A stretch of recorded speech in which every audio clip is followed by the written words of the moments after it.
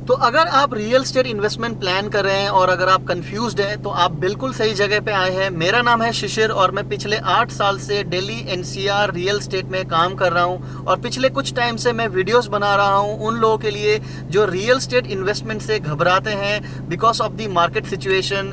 तो अगर आप भी उसी सिचुएशन से गुजर रहे हैं, उसी डिलेमा से गुजर रहे हैं, तो आप बिल्कुल सही जगह पे आए हैं। Welcome back to my channel life with Shishir.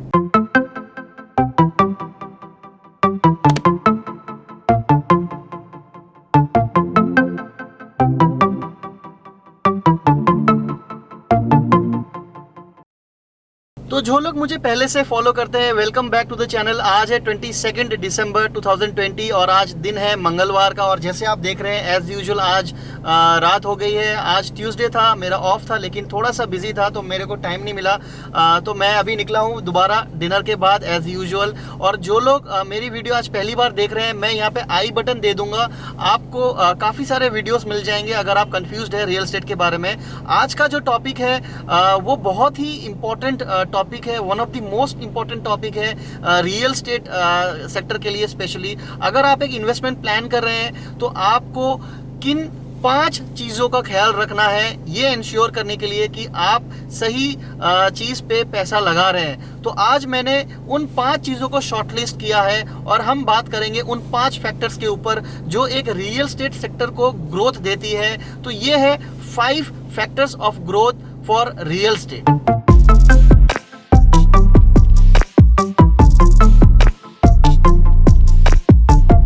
तो नंबर 1 फैक्टर सबसे पहले आता है इंफ्रास्ट्रक्चर का। अगर किसी एरिया में आप देख रहे हैं कि बहुत ही ज़्यादा इंफ्रास्ट्रक्चर में डेवलपमेंट हो रही है तो वो जगह जो है वो हिट होने वाली है, क्योंकि अगर किसी एरिया में इंफ्रास्ट्रक्चर जो है वो डेवलप हो जाए आने वाले 2-3-4 सालों में तो वहाँ का जो रियल एस्टेट है वो ज़रूर ग्रो करेगी। अब इंफ्रास्ट्रक्चर मतलब क्या है? इंफ्रास्ट्रक्चर मतलब कोई नेशनल हाईवे हो गया, मतलब रोड्स हो गए, चौड़े चौड़े रोड्स हो गए। जैसे अगर मैं नोएडा की बात करूं तो नोएडा में जो नोएडा एक्सप्रेसवे है, इस रोड ने नोएडा के इंफ्रास्ट्रक्चर को बहुत ही ज़्यादा स्ट्रेंथ दिया है। और इस नोएडा एक्सप्रेसवे के आसपास की प्रॉपर्टीज़ जो है आज नोएडा में सबसे ज़्यादा महंगी है। तो सिर्फ रोड को ही नहीं, आप एक और रेलवे कॉरिडोर जो बन रहा है नोएडा में, दिल्ली मुंबई इंडस्ट्रियल कॉरिडोर, तो ये एक फ्रेट कॉरिडोर बन रहा है। तो इसी तरह से अगर कोई बहुत ही इंपॉर्टेंट रोड बन रही है, कोई फ्रेट कॉरिडोर बन रहा है, इंफ्रास्ट्रक्चर डेवलप हो रहा है, तो ये है नंबर 1 ग्रोथ फैक्टर। अभी नेशनल हाईवे 24 जो है वो पहले से था, लेकिन अब नेशनल हाईवे 24 जो है 16 लेन की हो रही है। अब देखिए, एक रोड पहले से है, मतलब वहाँ का इंफ्रास्ट्रक्चर पहले से है, अब वो 16 लेन की हो रही है। मतलब 4 लेन का जो रोड था वो 16 लेन का हो रहा है। तो अब वहाँ पे जो रियल एस्टेट है अब वो दोबारा पिकअप कर रही है। तो इस तरह से जो नंबर 1 फैक्टर है किसी भी एरिया की ग्रोथ के लिए, रियल एस्टेट के लिए, वो है वहाँ का इंफ्रास्ट्रक्चर। दूसरा फैक्टर है आईटी सेक्टर का। किसी भी एरिया में अगर आपने देखा होगा कि वहाँ पे अगर आईटी सेक्टर की प्रेजेंस है तो वहाँ का जो रियल एस्टेट है वो ज़रूर ग्रो हुआ होगा। मैं आपको एक प्रैक्टिकल एग्जांपल देता हूँ। अगर हम गुड़गांव की बात करें, गुड़गांव में आईटी का बहुत ज़्यादा प्रेजेंस है और इस वजह से गुड़गांव का जो रियल एस्टेट है वो बहुत ऊपर है। अगर हम बेंगलोर की बात करें, Bangalore is a hub of IT, और आप देखिए बेंगलोर का रियल एस्टेट कहाँ पे है। अब अगर मैं नोएडा की बात करूँ तो नोएडा में सेक्टर 135 में आईटी सेक्टर है, वहाँ का रियल एस्टेट ऊपर है। तो इसी तरह से एक आईटी सेक्टर का किसी जगह पे होना is a very important factor. IT sector के होने की वजह से वहाँ पे एम्प्लॉयमेंट आती है, और एम्प्लॉयमेंट जब आती है तो वहाँ पे लोग आते हैं, और जब लोग आते हैं तब हाउसिंग की रिक्वायरमेंट बढ़ जाती है, कमर्शियल की रिक्वायरमेंट बढ़ जाती है, और इस तरह से उस एरिया में एक रियल एस्टेट को ग्रोथ मिलती है क्योंकि डिमांड क्रिएट हो जाती है। तो इस तरह से आईटी की वजह से वहाँ पे एक रियल एस्टेट की एक सस्टेनेबल ग्रोथ रहती है। तीसरा जो फैक्टर है वो है इंडस्ट्रीज का।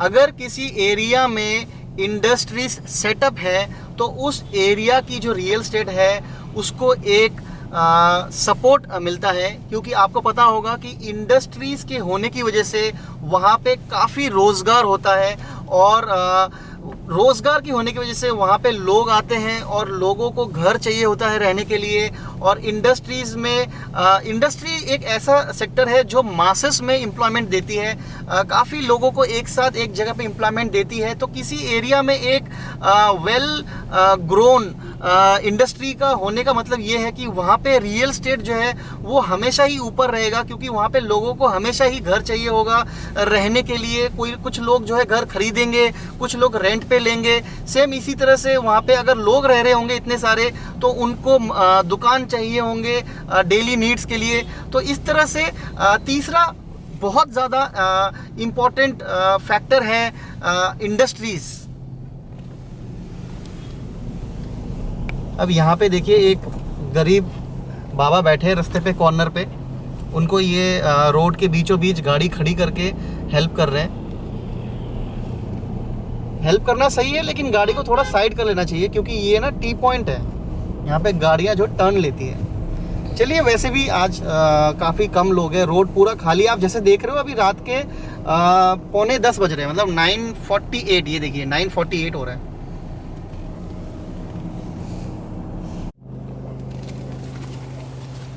तो हमने पहले बात किया इंफ्रास्ट्रक्चर का, उसके बाद हमने बात करी आईटी के ऊपर, फिर इंडस्ट्रीज़ के ऊपर। अब जो चौथा फैक्टर है वो है इंस्टीट्यूशंस। अब इंस्टीट्यूशंस से मेरा क्या मतलब है, आई मीन टू से जो एजुकेशनल इंस्टीट्यूशंस हैं, कॉलेजेस, यूनिवर्सिटीज़, स्कूल्स।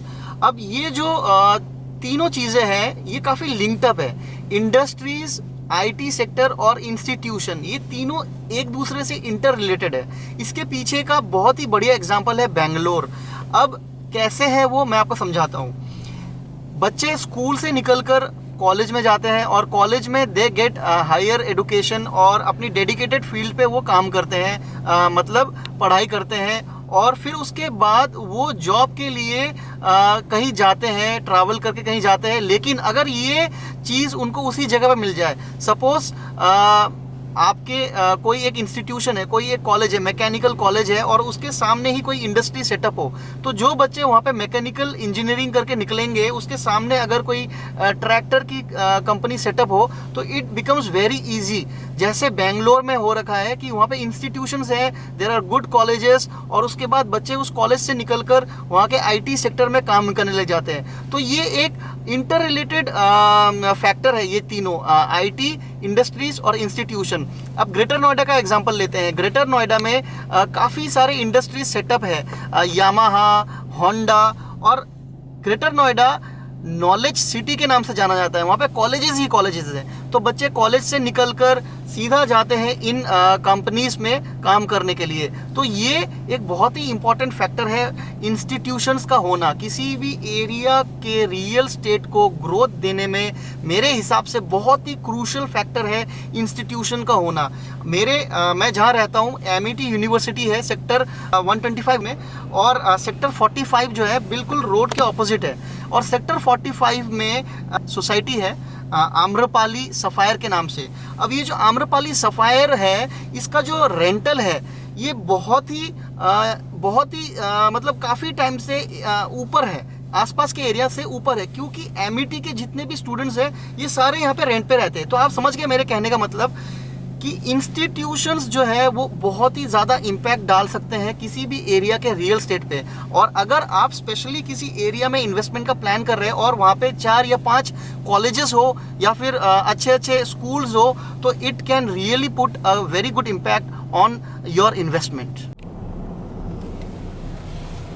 और सबसे लास्ट में जो फैक्टर है, 5th फैक्टर, वो है टूरिज़्म का। अगर किसी एरिया में टूरिज़्म बहुत ज़्यादा डेवलप्ड है तो वहाँ का रियल स्टेट जो है वो हमेशा ऊपर रहेगा। अब इसका जो परफेक्ट एग्जांपल है वो दुबई है। दुबई जो है पूरे वर्ल्ड लेवल पे जाना जाता है टूरिज़्म के लिए, और मुझे नहीं लगता इस दुनिया में कोई होगा जिसने दुबई का नाम नहीं सुना होगा। और आपको पता ही है दुबई का रियल स्टेट बहुत ही ज़्यादा ऊपर है। तो इसी तरह से अगर आपके आसपास बहुत ही बढ़िया टूरिज़्म की कोई बंदोबस्त हो तो आपके आसपास का जो रियल स्टेट है वो अपने आप ग्रो करेगा। तो ये जो टूरिज़्म वाला जो फैक्टर है ये उतना ज़्यादा इम्पैक्ट नहीं कर पाता है किसी किसी केसेस में, लेकिन अगर टूरिज़्म डेवलप्ड है तो अलग बात है। जैसे दिल्ली की अगर मैं बात करूं तो दिल्ली में प्रॉपर्टीज़ ऑफ चांदनी चौक जो है it is on a different level. और चांदनी चौक आपको पता ही है काफ़ी एक टूरिस्ट को अट्रैक्ट करता है क्योंकि आसपास जो ओल्ड दिल्ली का रीजन है। तो इसी तरह से आपके आसपास भी अगर कोई जगह है जो जैसे अगर हम ताजमहल की बात करें, ताजमहल के 2 किलोमीटर के रेडियस में प्रॉपर्टीज़ जो होंगी वो अलग ही एक प्रीमियम डिमांड करती होंगी। तो इस तरह से टूरिज़्म भी कहीं ना कहीं इम्पैक्ट डालती है किसी एरिया के रियल एस्टेट पे। तो फ्रेंड्स, ये थे 5 important factors for growth of real estate in any region. आप किसी भी एरिया में हो, इन 5 में से 3 या 4 फैक्टर्स अगर आपके एरिया में जहाँ पे आप इन्वेस्टमेंट प्लान कर रहे हैं वहाँ अगर है तो वो रियल स्टेट ग्रो ज़रूर करेगा। तो फ्रेंड्स, आज के वीडियो को यहाँ पे फिनिश करते हैं। अगर आपने ये वीडियो यहाँ तक देखा है तो प्लीज़ मेरे चैनल को सब्सक्राइब कर लीजिए। मैं डेली ऐसे वीडियोस डालता हूँ और कोशिश मेरी ये रहती है कि मेरे हर वीडियो से आपको एक इन्फॉर्मेशन और आपको मैं हेल्प कर सकूँ। तो आज के वीडियो को यहाँ पे फिनिश करते हैं। मैं मिलता हूँ आपसे कल एक नए दिन में एक नए एपिसोड के साथ। तब तक अपना ख्याल रखिए। Take care.